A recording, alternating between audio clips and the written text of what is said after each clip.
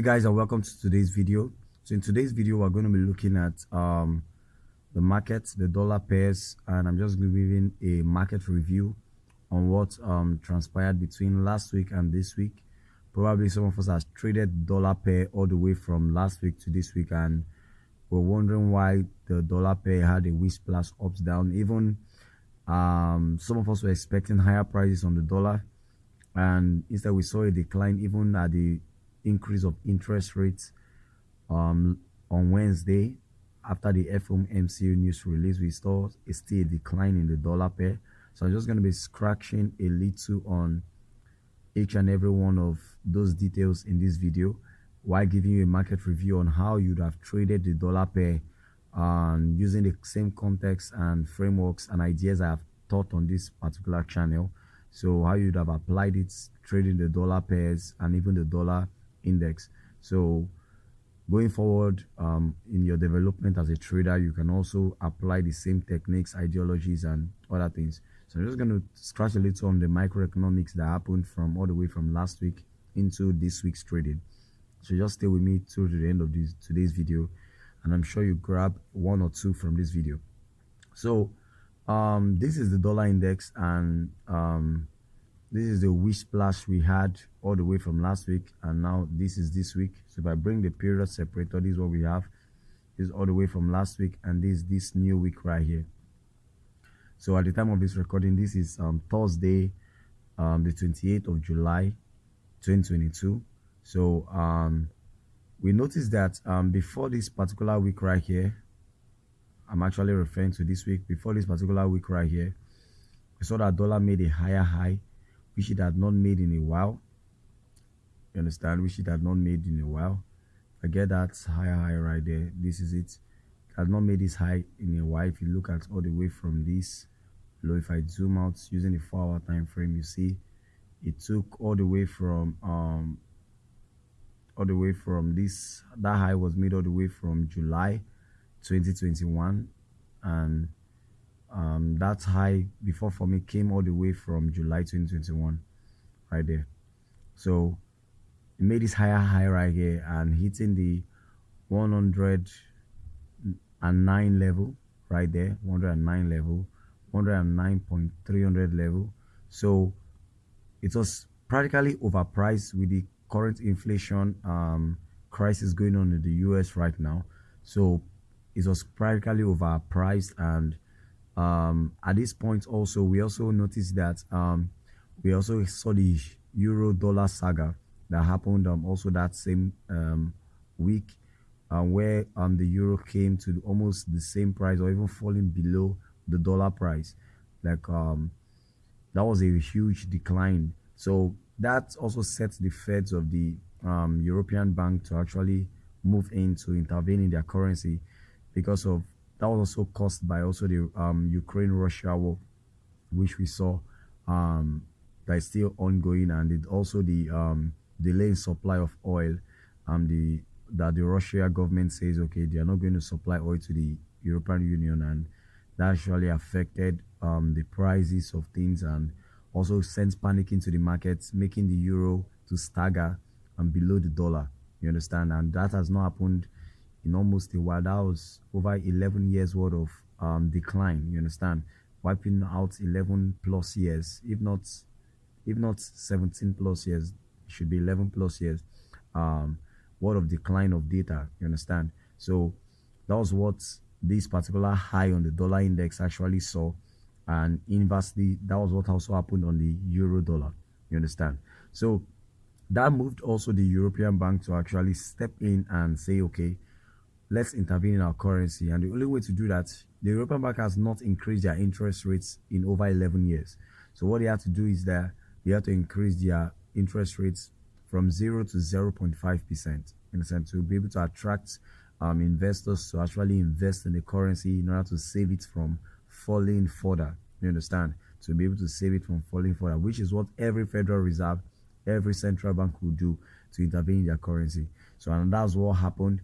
And not just that the European Bank did that, which saved the euro, also the New Zealand Bank, the Canadian Bank, they also moved into increasing their interest rate to over 2.5%. You understand? So this at least 3 banks or 4 banks, if I'm not mistaken, increase their interest rate to 2.5%, and the European Bank for the first time in 11 years increasing their interest rate to 0.5 actually made foreign pairs more attractive than the dollar, because the dollar at this point was still sitting at 1.5%. You understand? So this was the decline we saw right here, that was happening right here. And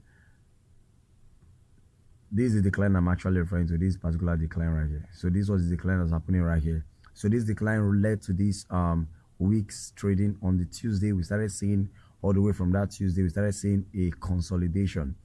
Even after the market on the daily chart, I zoom out on the daily chart.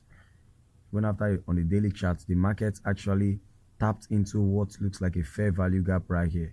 You can see the fair value gap right there. The market still consolidated. Why? Because the market had a main objective, technically speaking. Mind you, I told you in recent videos on this channel, I told you a market actually seeks liquidity. Everything, whether news, Ukraine, Russia war, the interest rate increasing, is all factored in price. For those of you in my close group, I always say, if you're able to understand liquidity and where they reside in the marketplace, you can anticipate what any federal bank is going to do. You understand? You can see beforehand what is going to happen. You understand?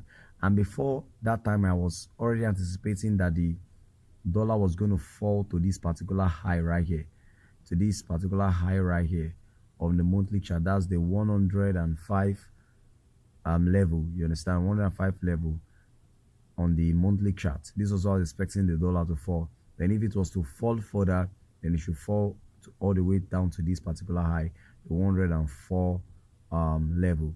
You understand? So we already anticipated that the dollar was going to fall to that price. So when the fair value gap was tapped on the daily time frame, actually we weren't so sure. We're waiting on our hands to see what the dollar price want to do. We're actually expecting lower prices, and if I'm not mistaken, this is a particular high we're waiting for on the daily chart. This is all the way from the monthly time frame. This is a particular high right here we're waiting for the markets to retrace into. You understand? And if you look closely, just below this fair value gap right here, 1, 2, 3, this is the fair value gap right here. Just below, after this fair value gap has been tapped, what can you see right here? You can see an imbalance. So there's a liquidity area also supporting why price should come to this particular monthly high. You understand? So price is, based on our own anticipation, we're anticipating that price should fall into this imbalance. And once price fills this imbalance completely, all the way down to probably the 105, 161 level, we should start seeing higher prices from then on. You understand? So I've blended both the technicality of why we're expecting lower prices in the dollar and why we started seeing lower price and consolidation in the dollar. So based on macroeconomics, we saw that the foreign banks, other than the dollar, they increased their interest rates, and the dollar, which made it a competitive market. So the banks and the market makers were competing with which area should they move their money to. You understand?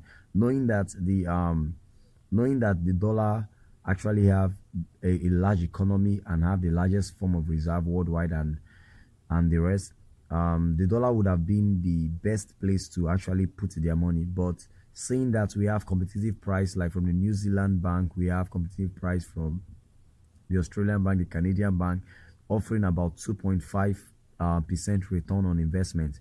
If you were the investor, where will you take your money to? You take your money to those particular areas. Is that also, you want to move your money to those particular areas? Good. So that was why we started seeing a consolidation and somewhat like a decline. So that consolidation was probably the market makers. You understand what were they doing at this consolidation right here? You can see it clearly on the, let me take you to the 4 hours. You can see practically on this consolidation what they were actually doing here. They were actually distributing their prices. They were distributing their prices to take out their returns. You understand? If you watch very well, that was what was going on right here, even all the way into this new week that we are facing. And if you watch the current institutional order flow, price is heading towards the main objective which we outlined, which is that old monthly high where price is going to drop into. So that was what they were actually doing there. They are actually distributing their prices to take out their pending orders and there are orders in the marketplace that were poised to go long. You understand? Because right here, if you watch carefully, there was a quick response in price when price dropped into this fair value gap.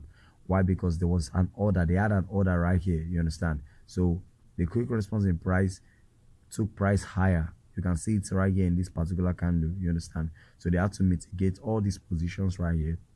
You understand?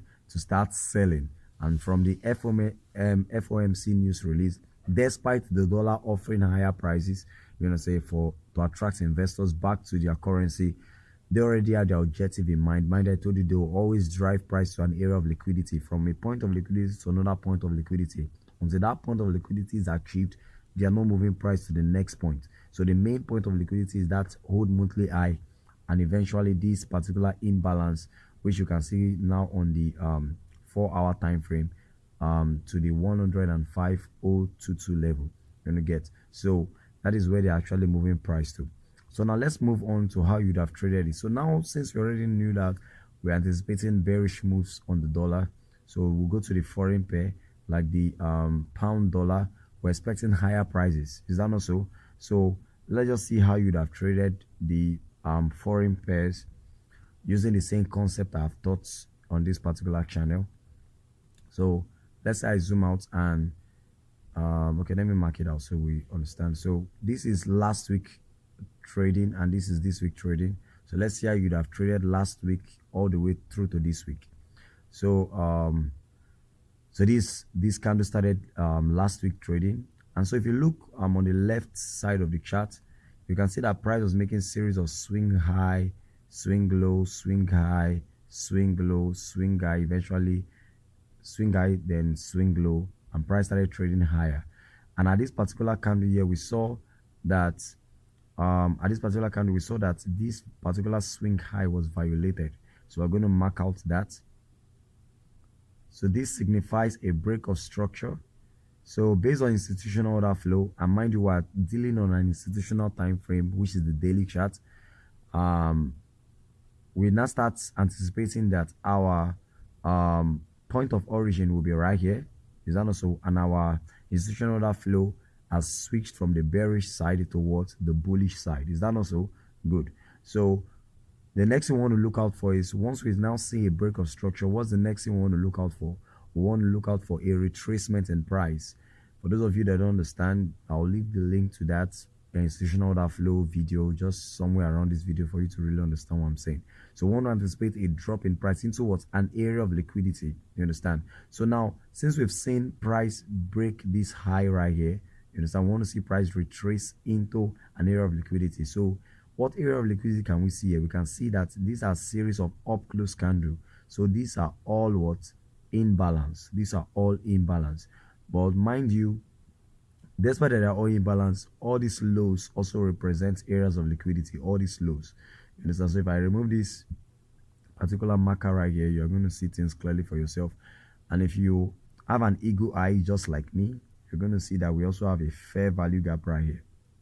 You can see a fair value gap just between this candle's low and this particular candle's high right here. You understand? You can see a fair value gap in between this imbalance right here. And if you stretch it out in time too, you can also see an order block right here. So this particular area is very, very sensitive in price. So we want to see a retracement down to this price. So if we drop to the 4 hours, mind you, I'm just giving you the benefit of hindsight, how you'd have traded last week effortlessly. So we saw price traded higher, breaking its structure, came down, traded higher again, and also price retraced were into what? The fair value gap, tapping into this particular order block right here efficiently. This price has efficiently delivered right here. And immediately we saw a quick response in price. You understand? So you'd have entered with this 4-hour candle, or you'd have waited for another retracement to confirm. Maybe you want to get sniper entries, you'd have dropped to the 1 hour also, and probably which is on this particular drop right here in price. So if you are confident enough, you'd have taken it with these weak rejections right here, and you'd have held on your price. You'd have held on that price. Let me get back that for 1 hour. You'd have held on you'd have held on with this from this week rejection. You'd have held it on all the way to this new week, giving you 2,300 pips. So these would have been one way you'd have traded it, or the second way you'd have traded it was when you entered with this week rejection, you'd have taken your partials at this particular high. Once you, mind you, when I told you about refer to target mentality, for those of you that follow my content, your targets area will be where this particular highs over here. This is an equal high. You understand? This is an equal high. So price retrace right here. This is your entry. This week rejections here. So the next area of target will be where this particular highs over here. You understand? Because from this particular break of structure here, we already identified that we're anticipating what bullish moves. Institutional order flow is what bullish. The next thing we want to know is where are the entry exit area, which brings in the refer to target mentality, and that was what starts here on this week's trading on a Friday. So price retrace into this particular range right here, retrace into this particular range. What did the price reach for? Price reached for these lows. Price reached for these lows right here. If I drop into the lower time frame, like 15 minutes, you're going to see that price reached for an order block right there. But because of time, I'm trying to make this video as short as possible. You can check that on your own. So we saw that price actually retraced into this area of liquidity here, clearing these double lows right here. If I draw that in time on this particular time frame, you can see that price cleared out that double lows, 1 2 candle, traded it, and immediately we saw a quick response in price retracing again, rejecting that particular area of value. Because if you look here too, there's also a rejection on that equal lows right there. There's an equal low right there, so there's a rejection in price. So that would have been your entry on this particular candle, and this is the London session. You understand? So you'd have entered on this particular candle and exit your price at these highs here. You understand? So that would have been one way you'd have, and the second way rather, you'd have entered and you'd have keep on taking partials on every retracement that you find. So once this high was met, this target was met, you wait for another retracement into where? Into this particular imbalance here. This is an imbalance right here. So price trades into this imbalance, filling the imbalance right here.